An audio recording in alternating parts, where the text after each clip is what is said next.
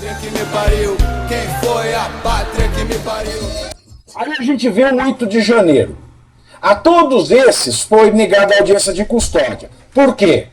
Porque foram presos em flagrante. Alguns presos em flagrante com a boca na botija, quebrando alguma coisa, não sei.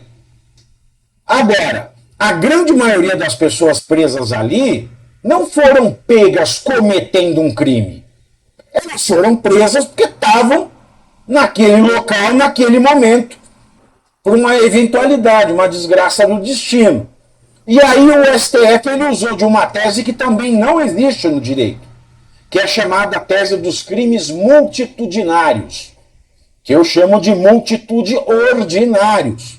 Porque no direito criminal vale o princípio da legalidade escrita, Pitoli. Você só pode responder por um ato se esse ato é considerado crime por uma lei anterior ao ato, uma lei estrita e uma lei escrita, e que descreva aquele ato estritamente como criminoso.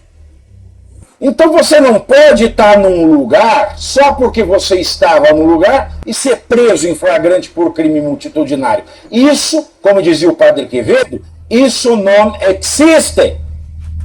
A única hipótese de multidão que o Código Penal brasileiro prevê é quando alguém comete um crime numa catarse de multidão. Eu estou numa multidão, num protesto, quebro alguma coisa, porque eu estou lá naquela paixão daquele movimento. Mas esse crime ele é previsto para diminuir a pena e não para elidir as garantias penais. Então eles criam essa teoria do crime multitudinário, prendem em flagrante quando não é hipótese de flagrante e ainda por cima preso em flagrante sem poder estar em flagrante porque não é uma situação de flagrante. Flagrante. Preso por uma situação que não é propícia, que é a do crime multitudinário. E 3, nega-se a audiência de custódia. Por quê? Dentro das 24 horas, a partir do recolhimento em flagrante, a pessoa ela tem o direito, isso é um direito inafastável, de ter audiência de custódia. Nenhum dos 1.350 presos no Rio de Janeiro gozou do direito à audiência de custódia. Nenhum. Então a gente viu o relatório do Congresso falando dos 150 despachos do ministro Alexandre e aqueles especificamente em que ele fala de suspensão excepcional de direitos e garantias individuais, mas se a gente levar em conta que a audiência de custódia é um direito inafastável da pessoa presa em flagrante, ele deixou de conceder esse direito a 1.350 brasileiros. E ainda tem mais. Aí vem essa súmula aqui da prisão decretada por ministro do STF, não cabe habeas corpus. A isso se acrescenta o fato de a maioria das pessoas presas não terem como pagar um advogado que esteja acostumado com litígios do Supremo Tribunal Federal. Porque você imagina, Pitoli, que são os advogados mais bem pagos do país. E a maioria dos réus do 8 de janeiro está contando com a bondade de advogados que se dispõem a fazer a defesa dessas pessoas sem saber trafegar no Supremo Tribunal Federal. Tanto que nós vimos a primeira audiência, foi aquele fiasco, e o Alexandre de Moraes, com toda a empáfia de um ditador, fala, não, eu não quero mais ter audiência porque eu não quero mais ouvir essa ralé de advogados. E a OAB silenciou. Dessa maneira, quando eu fui ao Congresso em dezembro do ano passado, para falar do caso Clezão especificamente, que aliás é outro caso, é um cadáver na mesa do Alexandre de Moraes. O Alexandre de Moraes está agindo igual aquela mulher lá de Bangu, fazendo com o cadáver do tio Paulo. É isso que o Alexandre de Moraes está fazendo com o cadáver do Clezão, porque a ação não anda. E nenhum outro ministro parece se sensibilizar. Na verdade, tem um ministro sensibilizado com isso, mas ele é um só. E a gente sabe que uma andorinha só não faz verão. E a gente sabe que se ele se erguer, os outros 10 podem fazer maldade na vida dele. Eu acho que vocês sabem até de quem eu estou falando. Mas o fato é que enredaram 1.350 brasileiros numa trama diabólica em que eles não conseguem receber o tratamento processual penal que qualquer chefe de tráfico, que qualquer pedófilo, que qualquer bandido da pior espécie recebe no Brasil. Tudo porque estão presos de maneira ilegal. Ilegal porque foram presos em flagrante e não tiveram direito à audiência de custódia. Ilegal porque tiveram a prisão em flagrante convertida em prisão preventiva sem a custódia e sem a decisão do juiz no mesmo momento da audiência de custódia. Em terceiro lugar, porque estão presos preventivamente sem que estejam presentes os requisitos do Código de Processo Penal, que é a materialidade do delito cometido. Mas, porque isso é um pré-requisito conjunto, é um combo de 2 pré-requisitos, a materialidade de terem cometido um delito, mais o perigo da liberdade dessas pessoas. E nesse país nós vemos a rainha do tráfico em casa, porque entende-se que ela tem que ficar com os filhos, e eu não entendo porque crianças, ao lado da rainha do tráfico, correm mais risco de serem mortas do que se não estivessem ao lado dessa mãe. E essas pessoas do 8 de janeiro não oferecem risco nenhum à sociedade. Mas não podem ser soltas para alimentar essa narrativa de que são sujeitos golpistas. Para alimentar essa narrativa de que existe no Brasil crime democrático e crime não democrático. Para estupidificar a nação e alimentar uma imprensa comprada com essa narrativa. Então eles estão presos ilegalmente por essas 3 razões, e eu vou dar uma quarta.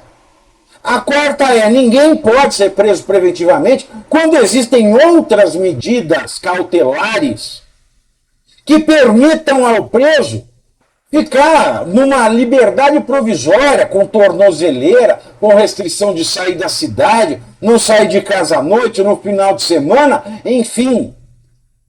Todas as etapas do processo penal foram aniquiladas pelo ministro Alexandre de Moraes. E isso todos nós já sabíamos. E quando o ministro Alexandre de Moraes vai à Globo, em janeiro desse ano, para dizer que ele era um alvo dos golpistas, ele se coloca no papel de vítima. Agora, como é que um juiz, que era alvo, que era vítima, pode presidir um inquérito, porque é ele que preside, conhecer da denúncia, conhecer do processo e julgar? Isso não existe. Isso, aliás, é crime de responsabilidade. Um crime de responsabilidade que é, primeiro, dar entrevista à imprensa de um processo que ele está julgando. Aliás, na imprensa ele já prejulgou. Em segundo lugar, o simples fato do juiz dar entrevista. Em terceiro lugar, o fato dele julgar sabendo-se suspeito. Em quarto lugar, a questão do Alexandre de Moraes ter violado de maneira contumaz 36 dispositivos de lei, mandando que ele fizesse a revisão da prisão preventiva do Clezão, porque o artigo 316, parágrafo único do Código do Processo Penal diz que o juiz ele tem que reavaliar a preventiva de 90 em 90 dias, mas passaram-se mais de 300. E se o Clezão não tivesse morrido, muito mais tempo teria se passado. Então, sobram. Assim, está entupido. A panela já caiu de tão cheia que ela está de crime de responsabilidade, que imputa ao ministro Alexandre de Moraes a pena, a sanção, a condenação pelo Senado Federal de impeachment. E agora nós vemos os arquivos daquilo que seria o comitê, a Comissão de Constituição e Justiça, né, o Comitê Judiciário da Câmara dos Representantes, da Câmara dos Deputados dos Estados Unidos, mostrando que ele assinou. E quando não é ele que assina, quem assina é o desembargador de São Paulo, Ayrton Vieira, que é juiz auxiliar do ministro Alexandre de Moraes e que é aquele desembargador de São Paulo que me processa. Porque eu fiz uma crítica dura a uma decisão que ele tomou em São Paulo na década de 2010, absolvendo um senhor septuagenário de ter cometido um crime sexual contra uma menina de 13 anos, sob o argumento de que a menina de 13 anos já era sambada na matéria do sexo. A expressão correta é: ela não é nenhuma jejuna em matéria sexual. Com um português camoniano, que ainda é mais cruel, por quê? Porque a vítima não entende. A vítima não entende o português que foi usado.